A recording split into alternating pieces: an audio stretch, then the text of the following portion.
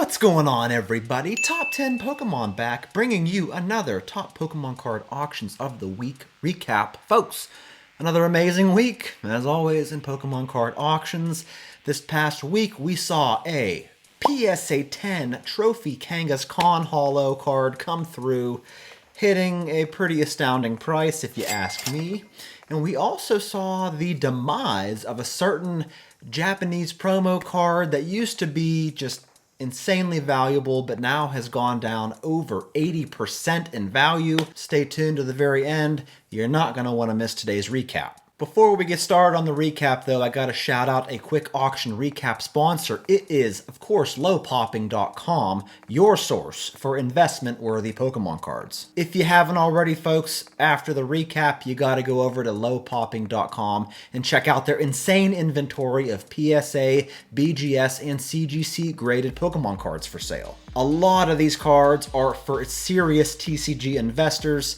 A lot of these are very low pop, very desirable Pokemon cards. Not to mention the website has been fine-tuned so that you can search for exactly what you need for your collection, whether it's by grade, by grading card company, by price, by language, whatever it may be, you'll find it very quick using their fine-tuned search results. And still, perhaps one of the best things about low popping is that if you don't have the cash on hand, you can trade for the card that you must have through the Instagram or email, where you can also sell to them or make offers as well. And I can't forget to mention they still have the buy now, pay later options for a lot of their inventory. So folks, after this recap, go over to lowpopping.com and please check out their inventory, take a look at the insane variety they have, and as always, let me know what you pick up. All right, everybody, let's do one of my favorite things ever, and that is talk about the Pokemon TCG market, starting off with this lot of Japanese 151 boxes. Now, if you haven't heard, there was an announcement that the Japanese 151 set is being reprinted. Here we have 10 booster boxes that sold for $1,380, so roughly $138 per box. Now, I'm not entirely sure what these boxes sell for individually, or if the value will go down from here since there will be reprints. I'm not sure, but I saw a lot like this and thought it would be worthy for the auction recap. Here we have an auction that didn't end up selling because it did not meet the reserve price, but it's a near complete PSA 10 set of the Master Ball 151 set. I believe there were 2 cards missing, the Jolteon and then a trainer card, but the rest were there and all in PSA 10. Ended at about $4,350, so didn't meet the reserve price. Ended up being relisted as a buy it now for $12,500. So what do you think, folks? Is that unrealistic?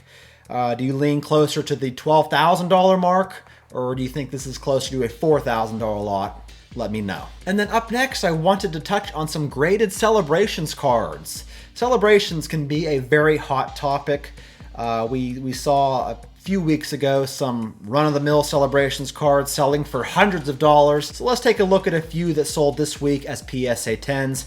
Here we have a Ho-Oh that sold for $32. Now, when this card first was graded a PSA 10 and hit the market, it was actually selling for hundreds of dollars. It has since come down to about $32. Here we have the Kyogre that sold for $21. This Cosmog sold for $12.50. Here's a Flying Pikachu VMAX that sold for $17. Now keep in mind, folks, these cards used to sell for like hundreds of dollars a piece. So these specific ones have kind of come down to reality over the years. Here's a Zacian V that sold for $14. So not looking too good for a majority of these Celebrations cards. However, the Metal Celebrations cards continue to do very well as PSA 10s. Here is a PSA 10 Metal Charizard that sold for $1,691. And I believe the reason why this card continues to do so well is because it is so hard to grade. These metal cards seem to come out of the Celebrations UPCs damaged 9 times out of 10, so I can kind of understand why this price is holding for as much as it is. Up next, we have this CGC 10 Pristine Latios Alt Art GX card from Team Up that sold for an even $3,000. And if you recall, a few weeks ago, a Black Label example sold for 5 figures. A CGC 10 Pristine goes for about $3,000, whereas a PSA 10 has been selling for less than $2,000. So, yeah. Here we have a BGS 10 Black Label Japanese Pikachu and Zekrom Sun and Moon card that sold for $6,200 this week. And then here is a Black Label Japanese Bulbasaur from the Classic Collection, the TCG Classic set, sold for $270. We saw the Special Delivery Pikachu come by in a PSA 10 and sold for $420, while the Special Delivery Bidoof came down a bit. This card used to sell for the most out of the Special Delivery Charizard, Pikachu, Bidoof. This one always sold for the most. It has since come down in price a bit, selling this week for $523. Here we have a TAG, or a Tag 8 first edition base set Charizard. Now, I believe this company uses computerized grading. So if you take a look at the front here, and there's a little shot of the back, you can definitely see some edge wear on the back of this card there. But this card sold as a TAG 8 or a Tag 8 for $7,777. And then here we saw a CGC 10 Gem Mint Shadowless Charizard sell for $8,592, along with this CGC 10 First Edition base set Blastoise that sold for $5,400 this week. And up next, folks, we have this CGC 10 Pristine Unlimited Chansey Holo from base set that sold for $2,551. And I have to say that if this card was broken open, or this case was broken open and graded with PSA, it would grade at most a PSA 9. Hold on a minute. Let me explain. Hold on. Don't get on your keyboards quite yet. Let me explain myself. If we take a look at the surface of this card, where PSA tends to be more critical on when they're grading cards, you can see numerous print lines. There's one up there, there's one right through the middle, there's one down by the foot there, and then there's one at the very bottom that goes the whole way across. So, there are a lot of print lines on this card, as base set Chanseys typically have a lot of print lines. So, with CGC, they allowed it to be a 10, a pristine 10, but I believe PSA would not give this card a 10 because of the sheer amount of print lines, but that's just different grading card companies. Now, CGC, you're guaranteed this card is going to be very well centered, right? Whereas a PSA 10 might not be quite as well centered as a CGC 10 pristine. So it comes down to preference at that point. Do you want a better centered card? CGC tends to be more strict on the centering, while PSA tends to be more strict on the surface area. Here we have an unlimited Kangaskhan Holo from Jungle, one of the most difficult cards to get in a PSA 10 when you take the sheer amount that have been graded compared to the PSA 10s. This PSA 10 copy sold for $930 this week. Here also from Jungle was this first edition Nidoqueen that sold for $955. And then we have this first edition Wigglytuff that sold for $1,775. And the colorless Pokemon in the WotC era were the ones that usually had the most problems when it comes to grading from the holofoil. Here we have a first edition Moltres from Fossil, my favorite card from Fossil set, sold this week for $920. Here we have a PSA 10 first edition Gengar from Fossil, a card that was selling for over $4,000 just a week ago. This week sold for about $3,300, so yeah, they can't all be record prices, am I right? And we also saw this CGC 10 Pristine copy sell for $2,895. Here we have a first edition Dark Charizard from Team Rocket, selling as a PSA 10 for about $3,550. And the price of this card has been coming up a bit recently. This card used to sell for closer to $3,000 pretty consistently, but as of late, we are seeing it closer to the $3,500 mark. Here we have a first edition Brock Holo from Gym Heroes in PSA 10, selling for a healthy $1,394. And I do believe this is the lowest pop trainer holo from Gym Heroes, which is why you see a pretty nice price tag on it.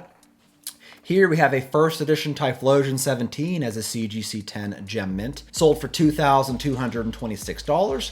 And then here's a card that we may never see again because it's such a low pop card. It is the Unlimited Meganium number 10 from Neo Genesis in PSA 10. Only a population of 9 of these as a PSA 10, sold for $915 this week. Here is a first edition Umbreon from Neo Discovery that sold for $5,555, which this card has been selling for over $6,000 pretty consistently. Had a bump in price this week, selling for a little over $5,500. And then here we have a first edition Shining Tyranitar from Neo Destiny, sold as a CGC10 for $1,575. Here we have a Holo Sudowoodo from Aquapolis in PSA 10 that sold for $985. Definitely a lot of holofoil on this card. Here is a Sceptile EX from Team Magma versus Team Aqua in PSA 10, sold for $715. Such an ugly illustration, such an ugly picture there. I can't help but look at this Sceptile and feel like he's making like a like that's the way he's looking. This is an ugly card. I don't like it. Here we have a Rockets Mewtwo EX as a CGC10 that sold for $1,288. Here we have an Unlimited Charizard Art Sealed Booster Pack graded a PSA 10 that sold for $910. And then here we have 3 heavy base set unlimited booster packs that sold for $1,280. Up next is the weekly PWCC auction recap. Here is a Japanese Gold Star Jolteon that sold for $3,240, where the Japanese Vaporeon Gold Star sold for $2,190. And then the Japanese Gold Star Flareon here sold for $5,160.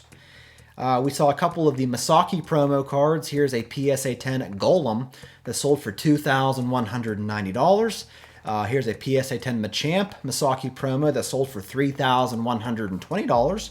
And then we saw the PSA 10 Alakazam sell for $6,600. Here's a card that sold for a fortune last week as a black label, but this week sold as a PSA 10. It is a poncho-wearing Pikachu with the Charizard that sold for $5,760. Here we have a complete non-holo, shadowless base set lot. All these cards are PSA 10, including both Red and Yellow Cheeks Pikachu, sold for $8,400. Speaking of shadowless, here is a shadowless Venusaur in PSA 10 that sold for $2,760. Here's another Gold Star, is the Japanese Gold Star Pikachu that sold for $3,240. And then the Gold Star Celebi sold for $4,200. And then the Japanese Gold Star Gyarados sold for $4,320 this week. Here is a Japanese first edition Charizard from Plasma Gale that sold for $4,560 as a PSA 10. And then here's a card that took a major hit over this past year. It is the PSA 10 Japanese Master Battle Promo Alola Friends card that used to sell, or has sold at one point for $16,200, most recently sold for $3,240, which would be an 80% loss on this card from the height of it back last June to last week's auction. Here we have an Art Academy XY promo Pikachu card in PSA 10 that sold for $16,200. And then we saw this Poke Card Creator Pikachu as a PSA 10. This is a population of 9 that sold for $36,000. And we can't forget this CGC10 Gem Mint Japanese Spring Battle Road promo card that sold for $13,800. And then here we have a 2005 Japanese Summer Battle Road Victory Orb Trophy card in PSA 10 that sold for $18,600. And then we had a few more cards from the monthly premiere auction. Here is a PSA 10 Unlimited base set Charizard that sold for an even $9,000 this week. We saw a CGC 10 Gem Mint First Edition base set Charizard sold for $33,600.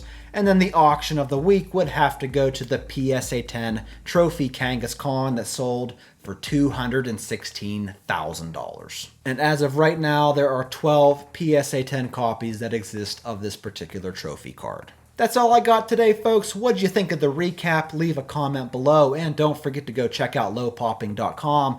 Pick yourself out something pretty this Easter. You deserve it. That's all I got today, folks. Thanks again for tuning in, and I'll catch you in my next one.